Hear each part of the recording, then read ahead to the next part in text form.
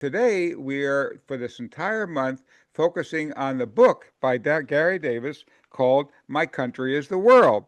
Now, this isn't the actual book, it's not that small, but this is a replica of the book that we printed up on cards to take to a special conference at the end of this month.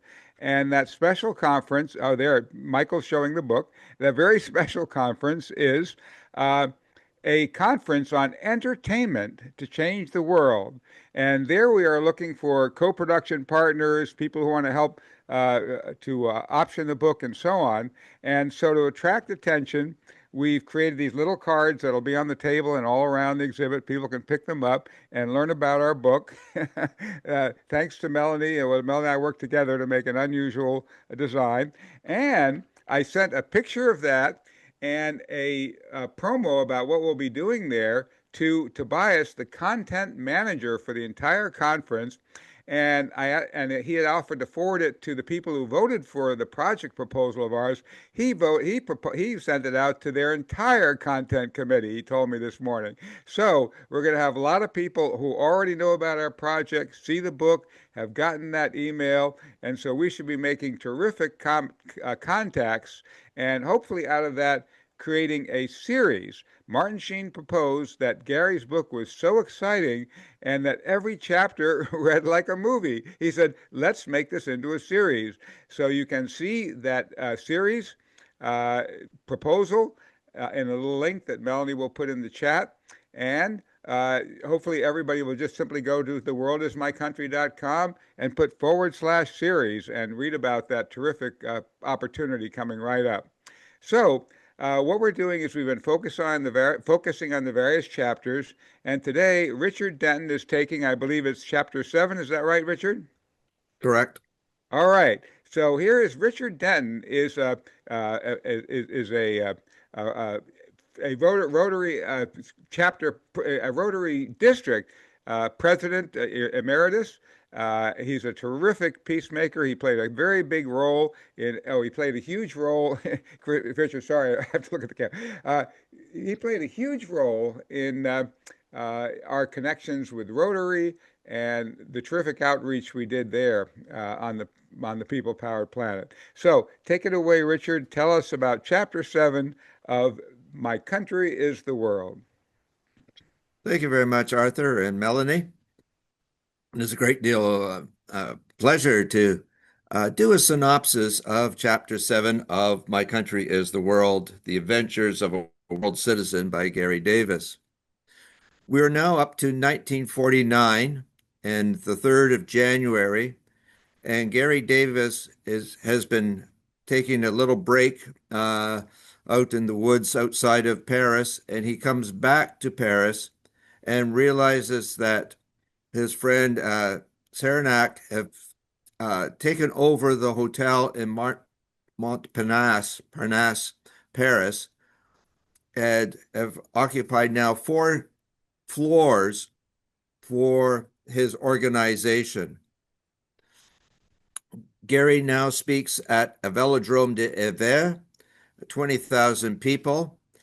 And unfortunately, there was 2 groups, the communists on the one hand, anarchists on the other, and they hated each other and, of course, broke into a fight at this meeting.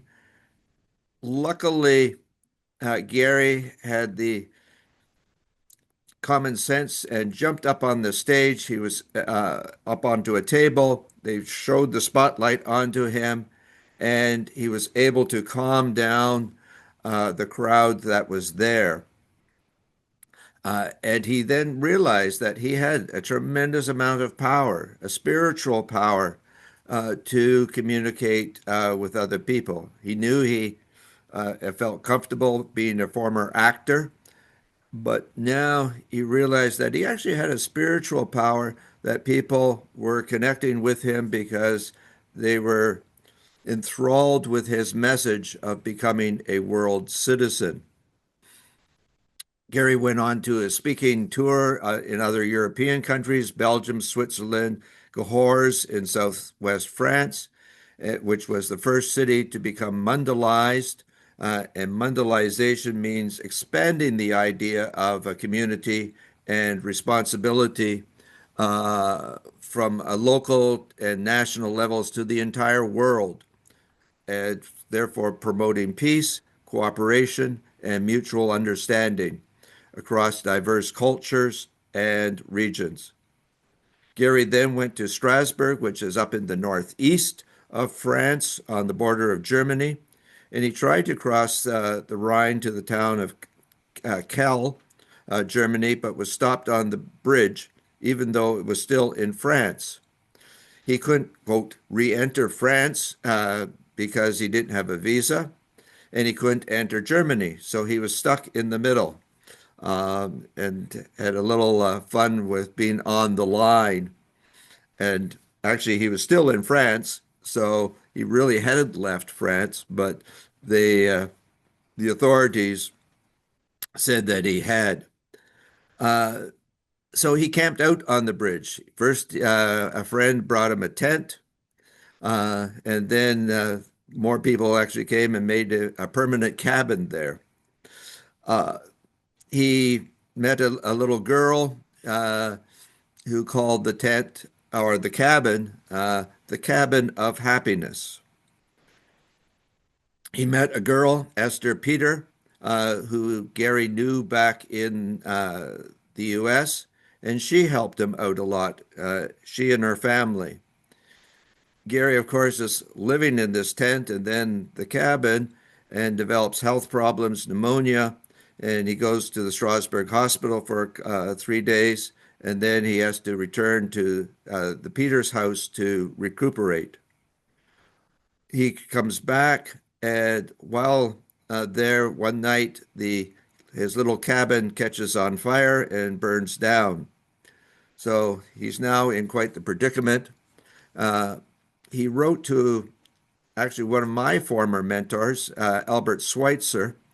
Albert Schweitzer was one of my mentors that inspired me to go into medicine and to go to an underserviced area up here in Northern Ontario, Canada. But Albert Schweitzer wrote to Garry and said, have a clear judgment of things. You want to act by exterior means instead of acting by the spirit. And Garry then thought that over and realized that he needed to get away from the limelight and actually return to the United States. So he then retired from being on the bridge. He went to a lodge in Vosgny, also in northeastern March, in France, in March of 1949. He then boarded the SS America, a ship, as a French non-quota immigrant and a resident alien to go to the States. Turn it over now to Michael for chapter 8. Awesome. Arthur, did you want to comment or anything before continuing?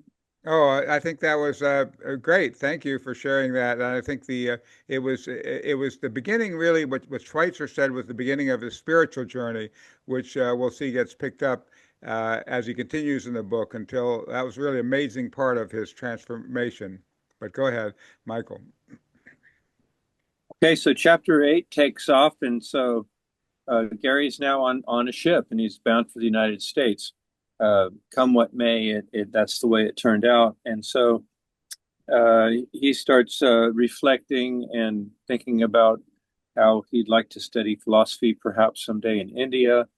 And then by, I'd say, serendipity, aboard the ship was an Indian philosopher by the name of Dr. P. Natarajan, founder, head of the Gurukula movement, teaching spiritual understanding.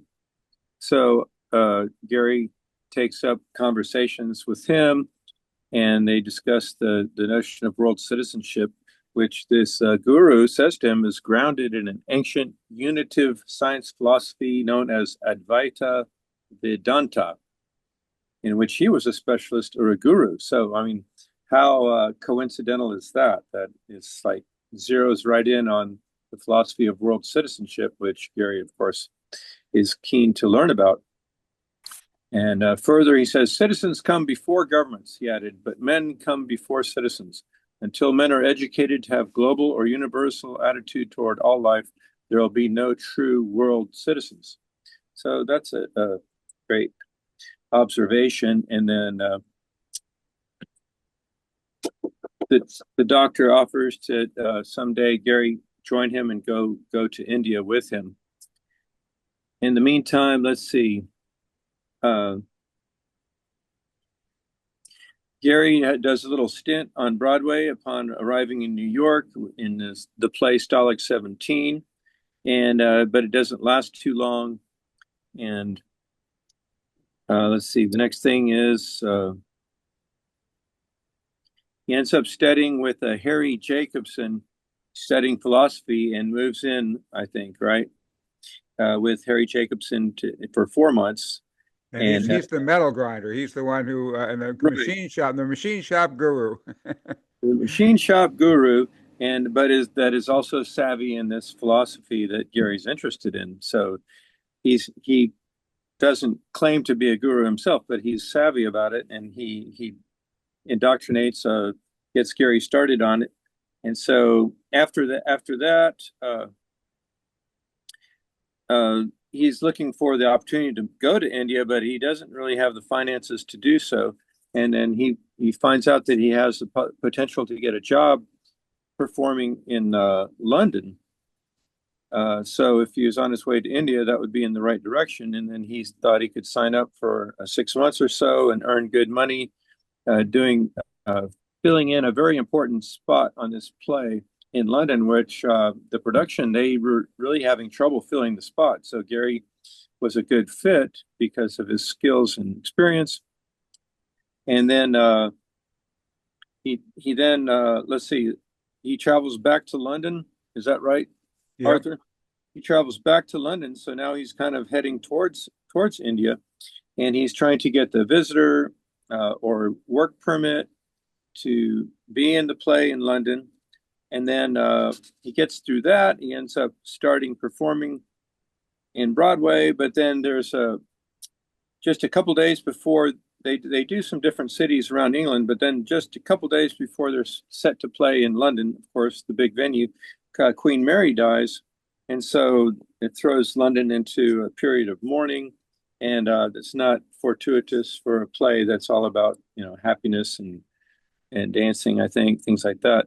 And the show ends up getting cut after the show's pushed back a week. And when it does start, it ends up having a very short run and the show gets cut. So Garry's basically out of a job again.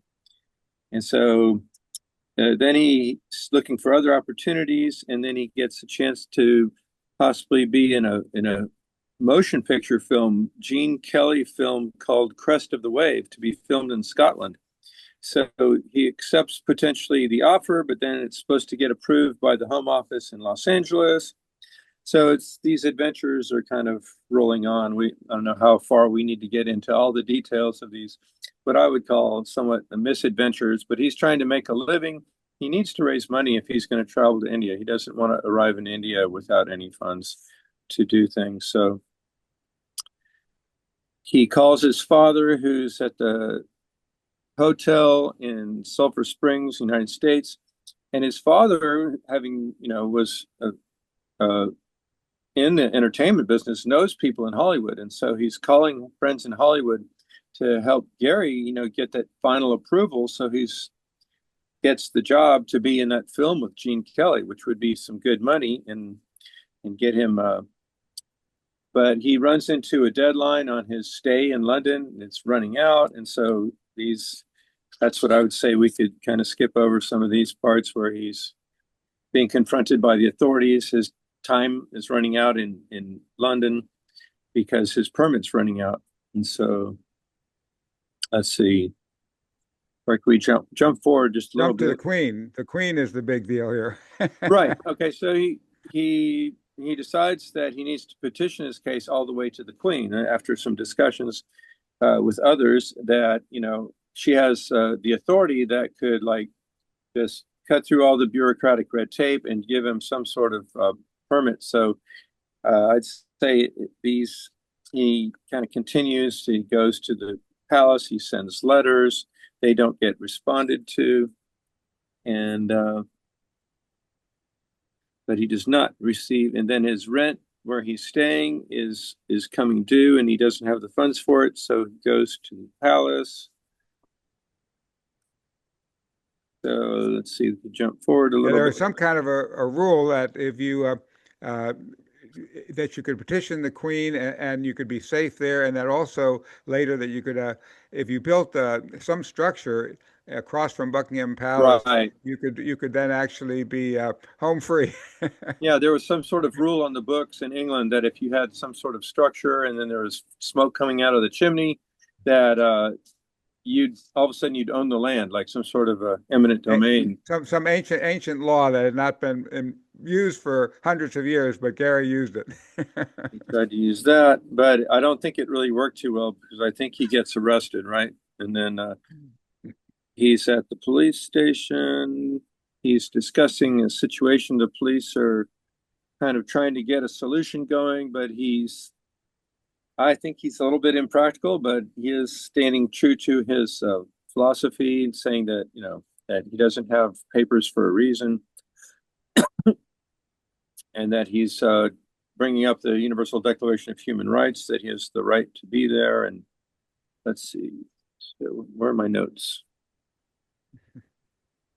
I think we can kind of jump through some of that. Where would we pick up? I think we could just pick up where he gets deported back to New York, right? Yeah, go ahead. Because this is like the close to the end of the chapter here. So to conclude, he's back on the Queen Mary bound for New York, and he's welcomed, and then he kind of runs through a little rigmarole with the United States Immigration Service that do have some sort of document that was prepared in England but agreed to by the United States. But then Garry puts up a front again and says, yeah, because it was very fraudulent. They cut Garry's yeah, signature out of a different letter, and they cut his picture out of something else, and they made a travel request permit for him. A request for coming in that wasn't really true. They actually made a counterfeit document for Garry. Right. Yeah, they cut and pasted his signature, right? So, so that's what Garry's standing up to his philosophy and says, "This is wholly fraudulent. You have virtually forged my signature, and I refuse to leave the ship under these conditions." And then, of course, the policemen come and grab him and import him back into New York, and that's the end of chapter 8. And read the last line in that chapter. The last line. Then we'll see to it that the ship leaves you. Is that it? So I refuse to leave the ship under these conditions. We'll see that the ship leaves you, and then 2 sergeant-at-arms pick him up and carry him onto the New York City pier. Great. So now, picking up this chapter, I was boiling mad. He was mad because he'd been handled like a sack of mail, and he had no means of rectifying the injustice. And this was what really kind of shook him up so much that he kind of made a realization. He had been traveling the world saying that nobody needed papers, that he didn't need to be a citizen of any country, that we were just naturally citizens of the world. But he realized now that he needed a government. He actually needed a government to protect him, a world government. So this is where he went to see an eminent lawyer, Arthur Garfield Hayes. And he went to see the eminent lawyer and told him about the predicament and that he wanted to create a government, a world government. And Mr. Hayes said, "A government must indeed be declared to warrant recognition from other governments and to obtain citizen support. Also, it must fill a public need." And he called his whole team together to meet with Garry in this big conference room. "The need in this case, as I see it, is to provide you with some law. As a territory, a newly declared government need not have territory, although they usually claim territory. We've all heard of governments in exile that don't physically have the control, but they're officially recognized because they're governments in exile." He said, "What could you claim for yourself?" "I have no idea," the lawyer said. And Garry answered, "Why not the entire planet?" Yes, of course, the lawyers laughed. Why not? What can you lose? Then the other, you can issue your own world passport, one of the lawyers said. Another said, and print your own money. So they all get excited about this idea of Garry creating a world government. And and then Arthur Garfield Hayes hands him this thick book, Democracy Works, that he had written. And this gave Garry a lot of ideas how democracy works and how the United States government was simply created by declaration. These people declared it, and then they acted on it, and it came into being. So he goes up to his parents' house in Sorrento, Maine, where he was born. And on September 4th, I chose the city of Ellsworth, Maine, and he gave a talk. I am a government, where he was going to announce this. His father thought the whole idea was outlandish. People don't go around declaring governments, he said, much less declaring themselves governments. Craziest nonsense I ever heard of. And in Maine, too, while they'll laugh you off the platform if anyone shows up. Now, here's a little side note. When we were taking this entire book with all this complex stuff and trying to boil it down to a single storyline on the sort of a hero's journey storyline for Garry, in my draft script before Garry and I got together at Melanie's house and hammered out all the details, uh, I included that. And Garry said, my father never said that. And I pulled out Gary's book and showed it to him. And he said, well, I guess I'd forgotten that. So, the only reason why Garry was able to have this incredibly meticulous book with all these great things is because right on the spot, he carried with him this Letter of 22, the world's very first laptop. And it was just a little portable typewriter, not much bigger than a laptop. And he would type his notes and he would mail them off. First of all, later to Ruth Allenberg, who was the secretary for him, but to other places where the mail could be safely stored for him to put together this book at the end. So thank goodness for that. And my dad, by the way, Garry had an office in the press building, and my dad cleaned all their typewriters. He'd bring home letter of 22s. He might have cleaned Gary's typewriter. I'm not sure. Anyway, so once Garry said, of course, well, it doesn't matter if they laughed me off the stage because this isn't for local consumption. In fact, when I stand on that platform, I won't be in Maine anymore. I'll just be standing on plain Mother Earth. What a realization. Uh, so, um, so he had a flag made, a green map of the world, and a figure of a world citizen inside a yellow background. It was decidedly makeshift, but serviceable for the occasion. And he attached it to a wooden stand. He has it on the stage. And so, not a huge crowd shows up like they had in Maine, but enough people. And they found the hall. And he says, here in the town of Ellsworth, Maine, in the sovereign United States of America, I, world citizen, exist in world anarchy. I'm no longer able to tolerate such a condition. So by the authority vested in me as a world sovereign, it is my duty and responsibility to myself and to my humanity to hereby proclaim a world government with full legal powers and prerogatives based on the three prime laws, one of God, one of the world, and one of humankind. And then Arthur Garfield Hayes, he remembered his words. He claimed the territory in humanity's name, the territory of the entire earth as the proper home and rightful possession of all mankind. Uh, I, here on this soil of my birth, the dotted land where I now stand, is now declared as world territory. So you see a lot of that in the movie. And he studied up on this. He read Thomas Jefferson who said every man possesses the right of self-government.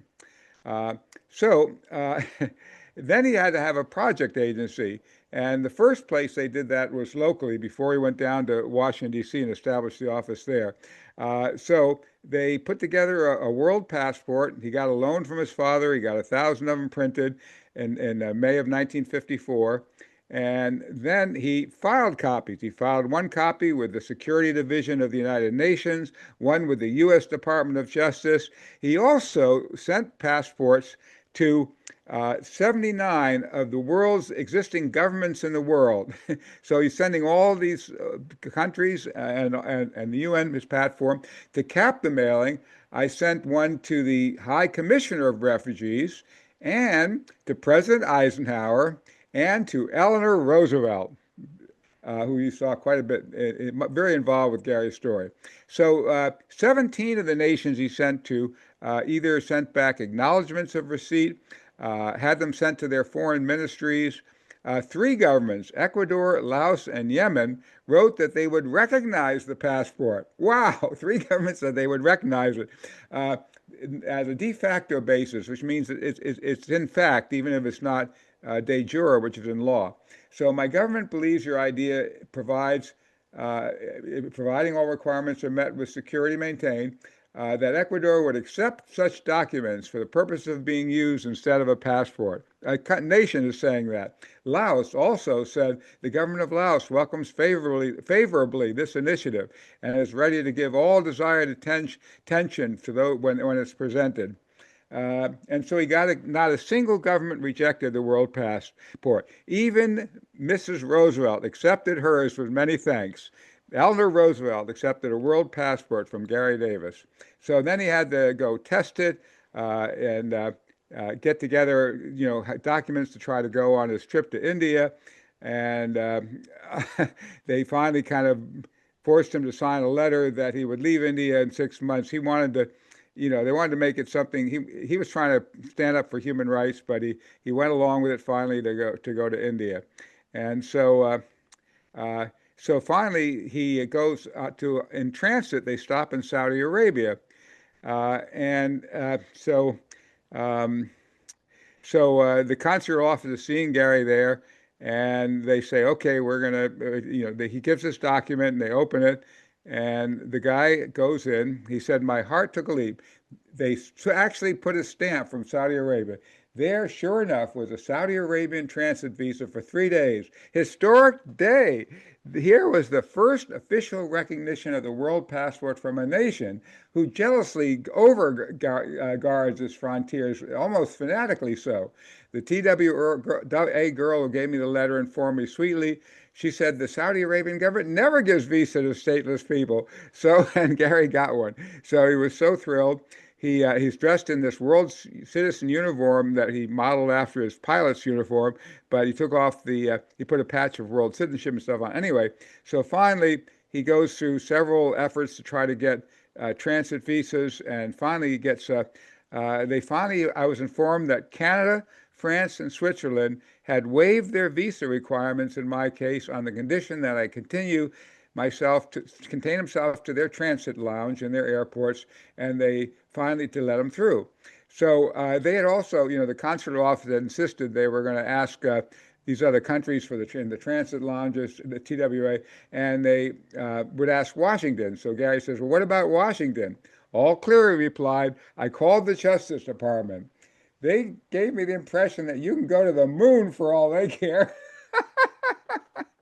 So the Department of Justice tells me, Garry can go to the moon for all I care. We care. I'll bet, he said. Anyway, it looks like you might get off tomorrow. You're as good as Bombay now. So finally, he actually gets permission to travel to India. So then somehow he gets mixed up, and there's an AM PM and where the plane's going to take off, and somehow he doesn't get the right word. So he's almost about to miss his plane. He dashes like crazy. They call him, where are you? He calls the office, the control tower, and they decide to actually hold the plane for Garry. So he rushes over to Idlewild. So he slams down the phone, which became a blur. He got to Idlewild. A whole squadron of TWA officials was lined up on the curb waiting for Garry. I was rushed through check-in, clutching my portable typewriter and briefcase, raced through the gate, and out on the asphalt where a huge DC-6 impatiently waited. As I settled in my seat, the giant engine started, and I automatically reached for my seatbelt. Was it possible? Am I about to go to India? I wondered incredulously. We taxied down the ramp and moved to a warm position. My heart was pounding, my throat dry. I looked at the busy airport, the blue sky. The plane was in the final approach. Would I see it all again? And then finally he said, there's no road back. The only road ahead, the ancient road trod by kings, conquerors, and vagabonds alike, each seeking enlightenment. The giant engines were going through their magnetic run-ups, and he takes off. His long held dream was about to be fulfilled. I was traveling halfway around the world on a world passport to study with the wisdom of a guru. End of chapter. So now you have to read the rest of the book yourselves, everybody. uh, okay, well, let Yeah. me turn it over to Melanie to continue Yes, questions, yes, comments. yes, yes, yes. My goodness, what a gripping story. Oh my gosh. And it's so fun to kind of feel like I'm, you're hearing from Gary again, because, we both knew Gary and we're friends with Gary. So just going through this, the courageousness, the gumption, you have to, know what you want and go for it. And that's what Gary did. And what a personality, what a person. I'm just honored. I'm honored that I knew him. So, yes, as Arthur said, read the rest of the book. This has been so fun doing all these chapters with you. Thank you, Richard and Michael, for today, and everybody else who did the chapters. Thank you so much, and just look forward to comments and excitement about the book, because we definitely are looking for folks who want to carry it again. Cinematically, we're optioning the book. We're doing all sorts of exciting things, like Arthur said. So if you know somebody, give it, get in touch with us. So thank you again. Thank you, everyone. Thank you, Arthur. It was beautiful. It was a wonderful Yeah. time.